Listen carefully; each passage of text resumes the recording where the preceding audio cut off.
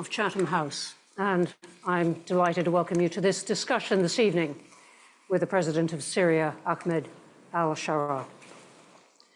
He's going to be speaking in Arabic with translations through the headphones, and we have, because of the logistics, if I can put it that way, of arriving at this point, we have about half an hour. We are, I should say, developing a considerable stream of work on Syria at Chatham House as a key area supported by the Open Society Foundations and by the Asfaris Foundation. A very brief introduction. The President was born in Saudi Arabia to a Syrian family, grew up in Damascus. He became de facto leader of Syria's transition following the overthrow of the previous regime in December 2024. He has served as President of Syria since his formal appointment in late January 2025. Before that, he was for many years the leader of Hayat Tahrir al-Sham, an Islamist armed group that played a leading role in fighting and deposing the Assad regime. Its origins were linked to al-Qaeda, and he had years earlier joined al-Qaeda in Iraq. In September, Germany. Welcome to Chatham House. Thank you for your time. Let me ask you whether you've had a successful meeting in the UK and whether the UK will be opening its embassy in Damascus soon.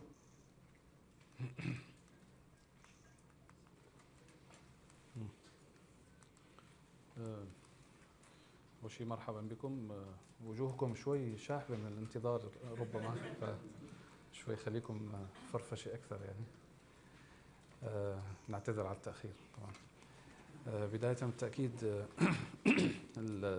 احنا بعد وصولنا إلى دمشق ببضعة أيام كان استقبلنا أول وفد أتى من المملكة المتحدة، وكان وفد تمهيدي إن صح التعبير، ثم بعد ذلك زارنا وزير الخارجية أيضا بعدها ببضعة أشهر، وتفاهمنا تناقشنا في وقت على المملكة المتحدة.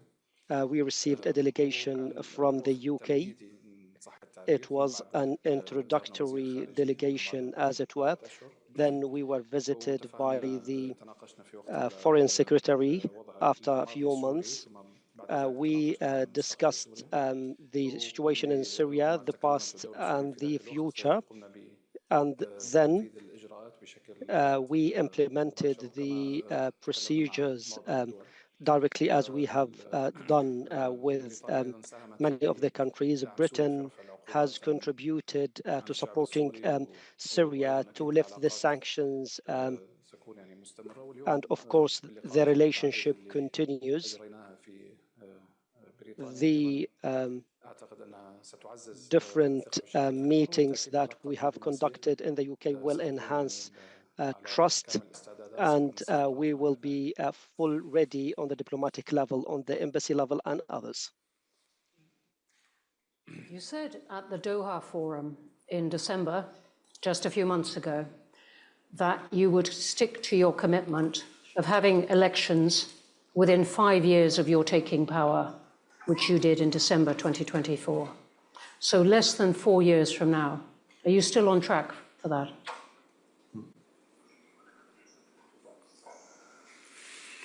في خلل شوي بالترجمة فما لو يعيد المترجم. He's saying there's some sort of confusion in the interpreting, so can you please repeat so that I repeat the interpretation? Are you still on track to have elections within 5 years of when you took power? نعم. بالتأكيد يعني سوريا وضعت Of course, Syria has conducted a national dialogue congress. It had recommendations, including the constitutional declaration, and that included the elections in 5 years. And we will have the elections of the People's Assembly, the Parliament, and the first session will be next month. We will review the laws and legislations that we are paving the way for free elections in Syria. When will people be able to form political parties?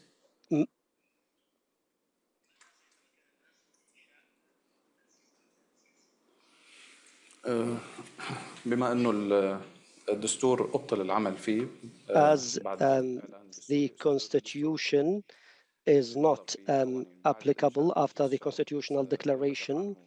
The People's Assembly will establish commissions that will redraft the constitution, including legislations for political parties, where we will have the infrastructure for the elections that will help.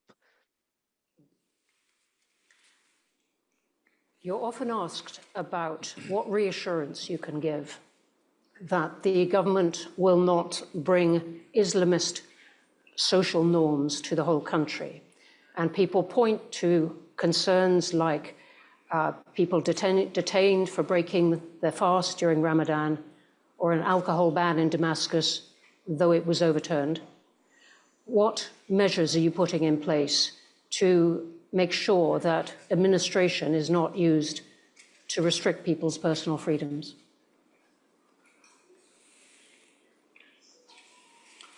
The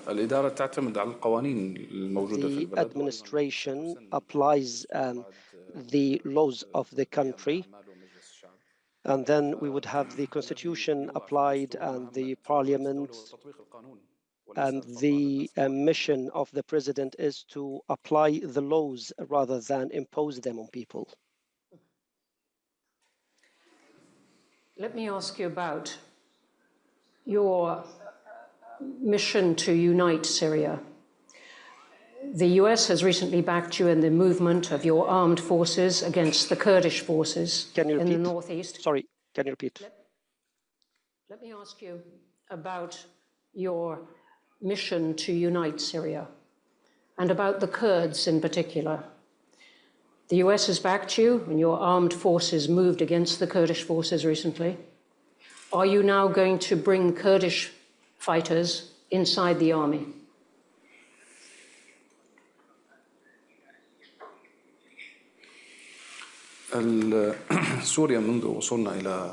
Syria, as at our arrival in Damascus, agreed that the state will only have, the only party that will have weapons will be the state, and it will not be militias and arms groups and de facto authorities with weapons implementing their own laws. This will not be a country where people can live.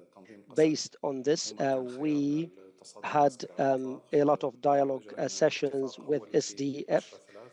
The first agreement was on the 10th of March 2025.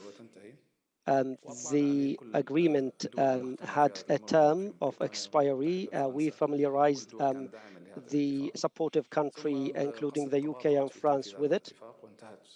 Then the agreement expired, and then we had some sort of military clashes. The US did not support us militarily. It tried to solve this problem, but the opportunities given were misunderstood by SDF. The Syrian government has legitimacy. SDF had limited legitimacy to combat ISIS then, as the former regime lost its legitimacy. Therefore, world countries participated with SDF to defeat ISIS. But now those countries by law have to cooperate with the state that is recognized by the UN. Based on these procedures, we had a choice that we presented to the US so that they do not leave their allies. Therefore, we suggested that we merge SDF with the Syrian army. And then we added the agreement of the 29th of January, which stipulates for the integration of SDF with the Syrian institutions, including the military. Let me ask you some things about the region, which is not quiet.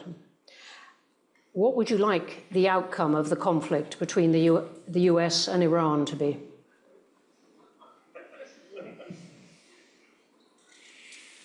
يعني لا شك أن إيران No doubt تدخلها في سوريا that خلال 40 سنة Iran's interventions in Syria for the past 40 years helped the former regime to displace Syrians. We suffer from losing more than 10 million people who left Syria, and we have the missing people whose numbers are close to 250,000. And Iran participated and spearheaded the operation of the Syrian regime against the Syrian people. We do not have a problem with Iran in Tehran. We have a problem with Iran in Damascus because it occupies Syrian towns and villages and displaces people. But our policy in Syria was clear: to reach Damascus and to safeguard security and to establish economic development. We have been patient with regard to the relationship with Iran. Of course, the ongoing war affects the region negatively, cutting off energy supplies to the international economy. Iran has a problem of trying to manufacture the ballistic missiles and the nuclear bomb and trying to influence other countries. We recommend negotiations rather than military power because it will lead to more dangers. Is Syria going to stay neutral while that conflict goes on?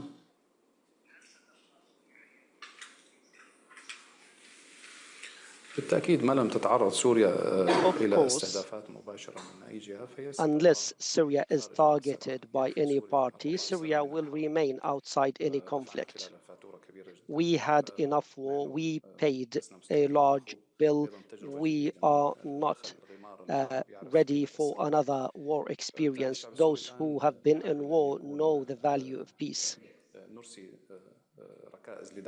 We are trying to support the Syrian economy, work on reconstruction, receive the refugees who were displaced from Syria, and then transform Syria into an economic location, utilizing its strategic geopolitical location in the region. We want Syria to have ideal relationships with the entire region, with Lebanon, Iraq, Turkey,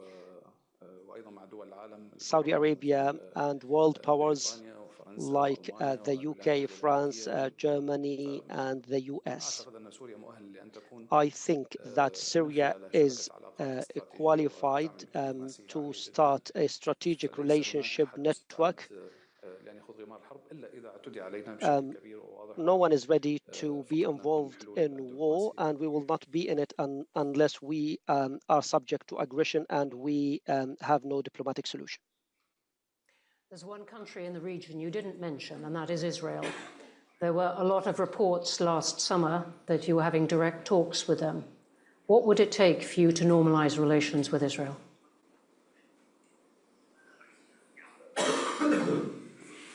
نحن منذ وصولنا إلى دمشق إسرائيل تعاملت مع سوريا بشكل سلبي. At our arrival at Damascus, Israel dealt with Syria negatively, bombing locations, did incursions in Syrian territories, and violated the 1974 agreement.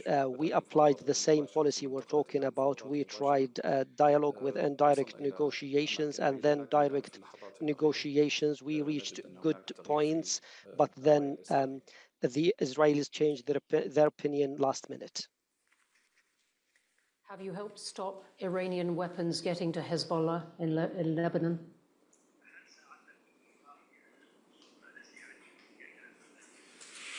يعني من واجب الدولة السورية أن تحمي حدودها. It is the duty of the Syrian state to protect its borders. No state would accept open borders and smuggling of weapons, because if weapons are smuggled, other things would be passed with it. We paid a price for the intervention of Hezbollah in Syria for 14 years. It participated effectively with the Syrian regime in killing the Syrian people. Despite this, when we arrived at Damascus, we applied policies that do not harm the situation in Lebanon. We were keen that the conflict is not spilled over to Lebanon, but we want to protect our borders, and our duty is to prevent the smuggling of weapons and other things. I'm going to take that as yes. What about Russia? You did visit the White House last year, but you visited the Kremlin a month earlier. Are you going to keep the Russian military bases open in Syria? Can you repeat the last part of the question, please? Are you going to keep the Russian military bases in Syria open?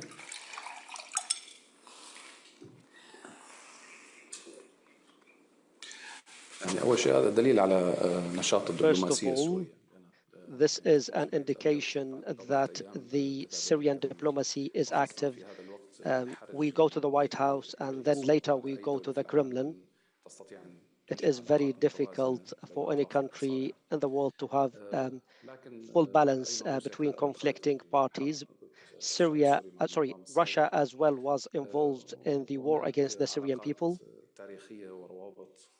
There are historical relations and other links between Russia and Syria in the past. We tried to de-escalate with the Russians. Amongst tens of bases, only 2 remained, and we are trying to make them bases for training the Syrian army. Let me ask you finally 2 more personal things. I believe you have 2 daughters. Would you like to see at some point a woman become president of Syria? أنا ما عندي ابنتين، عندي بنت واحدة. First of all, I only have 1 daughter. I have 2 sons and 1 daughter. 2 correct. I think anyone who would be involved in public affairs realizes it is a big responsibility. I do not wish this on my children.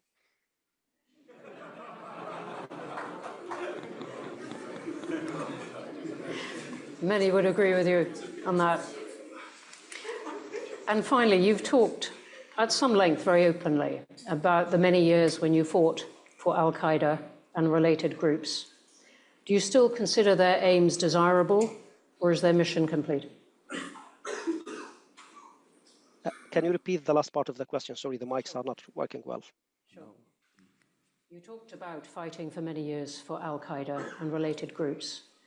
Do you still consider their goals desirable, or is their job done?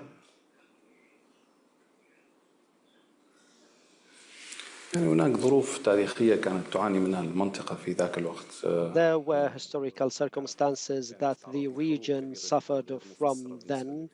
It was subject to a lot of wars that didn't have any explanation for the youth. The difficulties led people to different circumstances. I did not agree with al-Qaeda policies. If I did, I would have continued with them. So I was keen for this not to go back to Syria. So we are working so that Syria is not subject to what Iraq was subject to. If I was persuaded with their policies, I would have continued with them. I do not think that they serve people or their interests. Therefore, I moved into a different policy. I created it and I I paid the cost for it.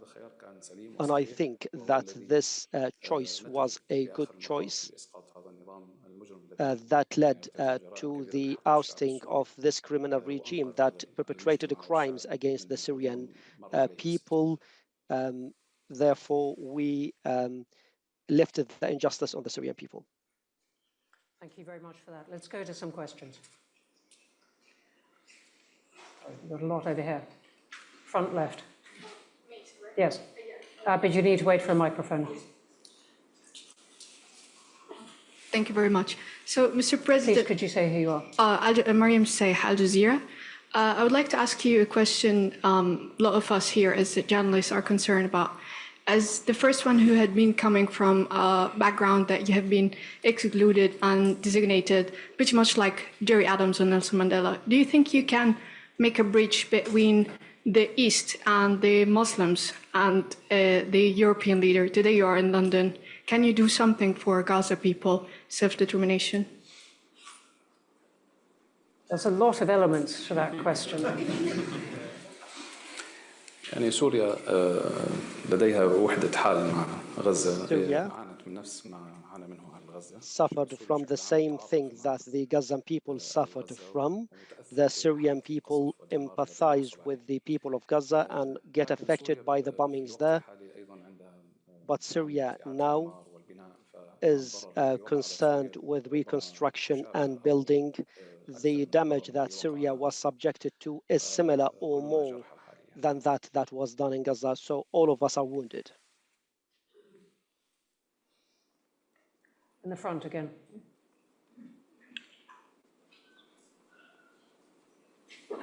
Thank you. I am Aysu from Turkish news agency Anadolu. Mr. President, Israel's expansionist moves continue across the region, with recent strikes already hitting... Can you speak clearly, please? The mics are not working well. Can you please?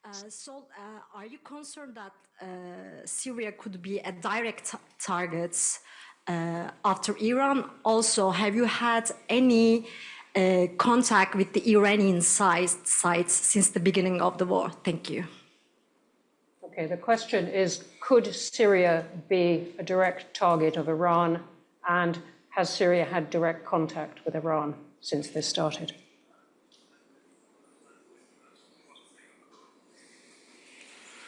We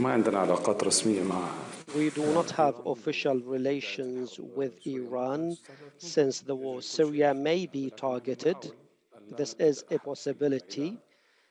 We do not want to start aggression on anyone. We do not want Syria to be an arena of war. But unfortunately today, things are not governed by wise minds. The situation is volatile and random policies control the region. This harmed a lot of countries, including GCC countries. Therefore, we try to select the peaceful situation for our people, so we are not targeted and we are not in a position to respond. Thank you. Gentleman right in the middle. Please signal to me. I will try and get in. We've got a few minutes. Just a few. You're right in the middle. Yep. Right. Mohammed al-Muqid, humanitarian activist. Mohammed al-Muqid. Can I speak it in Arabic? Can I say it in Arabic? No. Right. Well, if you keep it really brief. Yeah, just... All right. So my question is sevenfold. Just kidding. About the transitional justice in Syria, we think that the current situation, this file specifically, or in this issue specifically, that goes really slowly when it comes to the retribution and the transitional justice in general for the crimes and the massacres and genocide done by the regime. While we see that the trials for the Syrian coast after the Inquisition and the report, the last report, we saw that trials started really quickly, and also it was published public and live broadcast. Can we see? Can you confirm that actually transitional justice in Syria for the Syrian people, for what the regime has done for many years, with all the evidence that we have, it is still a priority with all funding and resources? Thank you. Thank you very much for the question. بالنسبة للأعداء الانتقالية بالتأكيد يعني As for سوريا transitional justice, of course, Syria, as at the beginning, is concerned about this.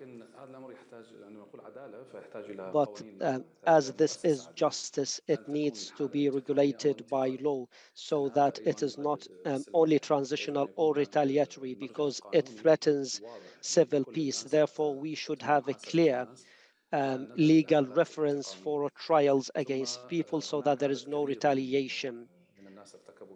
In addition, a large number of people committed crimes across the past 14 years, making it very difficult for any country in the world to hold accountable tens of thousands or hundreds of thousands. Therefore, we have reviewed similar situations that other countries went through, and we set criteria for accountability, including perpetrating mass crimes, those who were involved in random indiscriminate barrel bombs, shellings, and so we set the criteria. Then we had statistics, or we counted the wanted, so that things are not left loose. We needed to have a list of names and the accusations. Many of those who committed those kinds of crimes left the country. Some trials were broadcast. Syria was isolated from the world in the past period, and we were not able to ask countries to hand over those criminals. So we cannot do this until we have official relationships and we have diplomatic relationships and embassies. Syria was also out of the Interpol system. Therefore, we needed to be included in the legal systems in order to be asking for those criminals to be handed over back to us. All of this is needed. So we need an infrastructure for the transitional justice. It is a route that takes time. In addition, we should not remain tense, as it were, using headlines that would spread fear amongst communities where members would think they are wanted. We are those who were subject to this injustice. We lost our loved ones. I'm not saying this while I was comfortable. I was under the hammer, as it were. Therefore, I feel the pain of the people who suffered from those crimes. But if you have been served injustice, you are not allowed to serve injustice to others, including those who perpetrated it.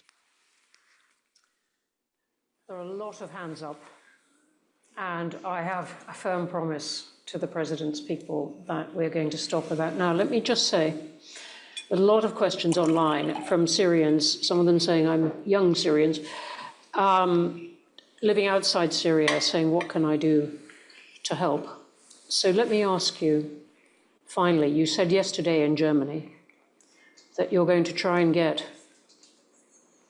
80% of the Syrians who moved to Germany, 800,000 people, to go home in 3 years. How are you going to do this?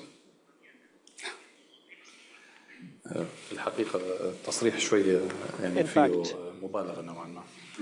This statement is somewhat exaggerated. I did not say this. It was said by others, by the Chancellor. He said that.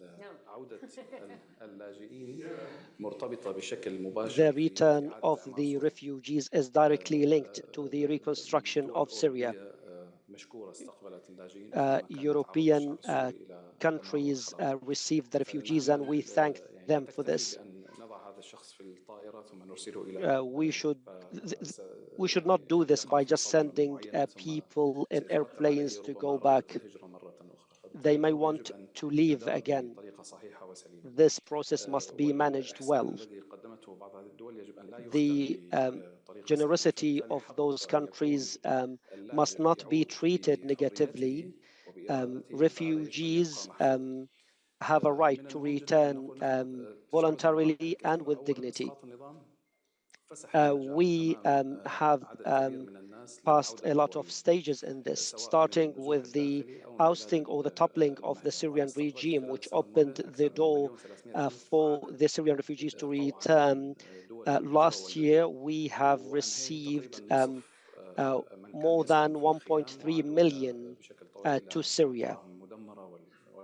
Some returned voluntarily to their destroyed villages and towns. Second, the spirit of belonging came back to the Syrian people. We have to rebuild the country, create jobs for people. The situation with which the Syrian people leapt to the destination countries have changed because those people started new lives. They have started families, they have children, they have commitments. So it's not easy for them to start their life from zero, and this needs to be managed logically. Therefore, we want to solve this through reconstruction and investment and inviting big businesses and companies to Syria. We want to attract big businesses from all the places that we visit to come and work in Syria. We had business discussions with the German companies, and we invited them, and we told them that we look at the Syrian refugees in Germany as an opportunity for Syria because they have learned the way of work of the Western companies, and when those companies invest in Syria, start business in Syria, they would have a priority of employing those people. If we have those right circumstances, I would guarantee then that 80% of the people would return to their country, to Syria. Thank you for that. And on that, I'm afraid we are going to have to stop. There's a forest of hands up. Thank you for those questions. Thank you enormously for your patience. Thank you to the President's team. And thank you to everyone, including outside, who made the security possible. It has not been the easiest of logistics, but we're very glad that everyone stayed with us. Thank you, Mr. President. Thank you.